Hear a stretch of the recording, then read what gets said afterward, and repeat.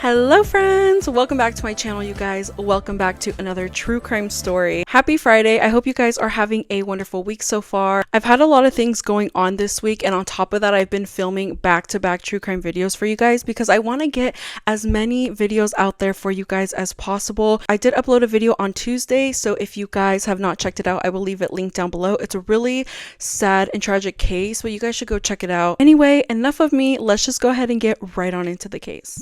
This video is for educational and entertainment purposes only. Everything we say in this video is 100% alleged. We mean no disrespect to anybody involved in today's case.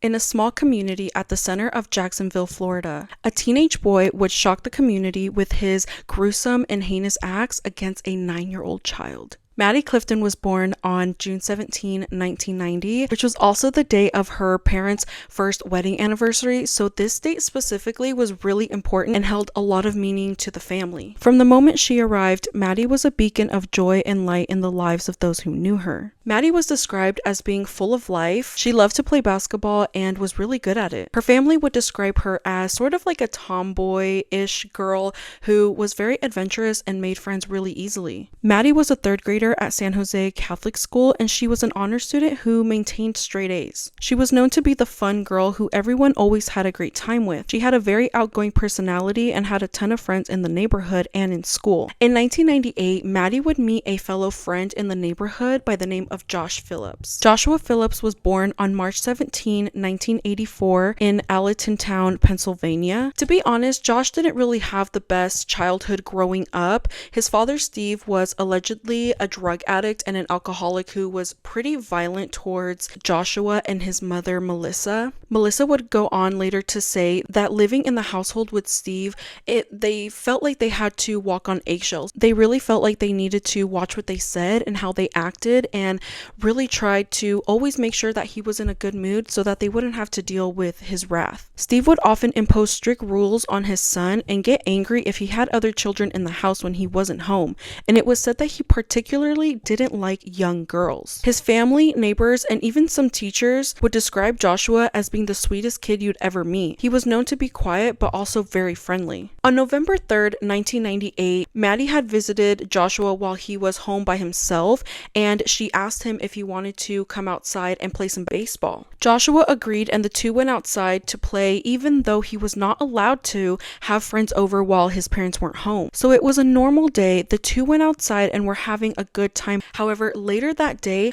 Maddie would never come home. Maddie's disappearance was reported around 5 p.m. that day. Her family was obviously very worried, wondering what happened to her and why she hadn't come home. The Cliftons ended up going to Josh's house to ask him if he had seen or heard from her. Josh was immediately worried and offered to help the parents search for Maddie. Joshua was reportedly distraught when he heard that Maddie had gone missing, and he tried to do anything that he could to help find her. The community started to put up missing persons flyers all over the town and offered a $50,000 reward for her safe return. Almost a week went by with no answers or leads. However, there was a suspect who was a neighbor of the Clifton family by the name of Larry Grissom. Larry was accused of being involved in an assault case 15 to 20 years prior. Larry was brought in for questioning, and it was said that his interrogation lasted 8 hours. Detectives decided to have Larry take a lie detector test, which he unfortunately failed. Despite this, detectives did not have enough evidence to hold Larry, and he had a pretty solid alibi,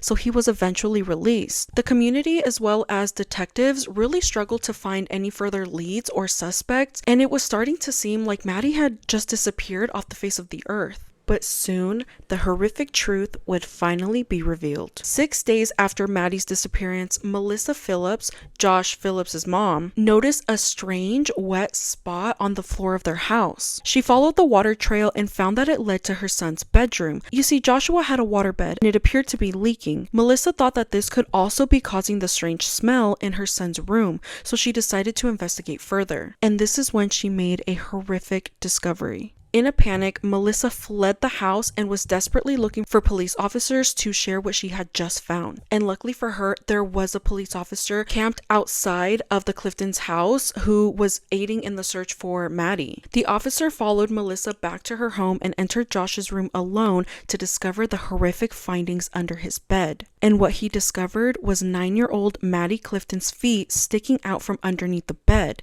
They also found a baseball bat hidden behind his dresser and a knife stashed in his room. Within hours of the discovery, Joshua Phillips was arrested and made a full confession. Now, I just want to warn you guys, the following details of 9-year-old Maddie's death are very, very disturbing and are not for the faint of heart, so please proceed with caution. Joshua admitted that Maddie was in fact at his house that day on November 3rd. He claimed that Maddie had invited him out to play, and despite knowing that he was not allowed to, he decided to do it anyway. Everything was going good according to Joshua. The two were playing baseball and having a great time when Joshua accidentally hit the ball into Maddie's eye, which obviously caused her to start bleeding and screaming in pain.